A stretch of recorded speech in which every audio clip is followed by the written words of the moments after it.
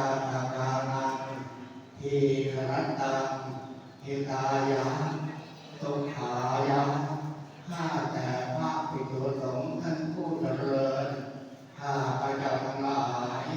ขอน้อมถวายและของบริวารทั้งหลายเหล่านี้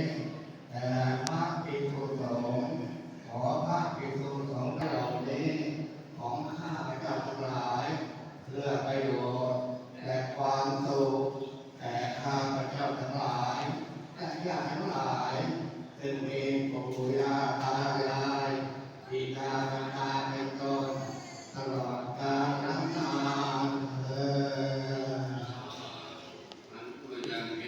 พระโอโนชยามะสาธุโนพันเต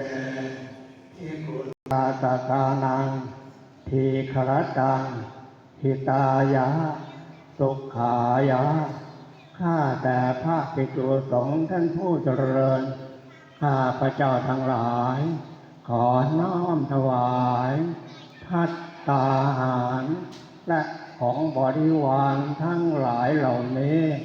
แต่พระภิกษุสงฆ์ขอพระภิกษุ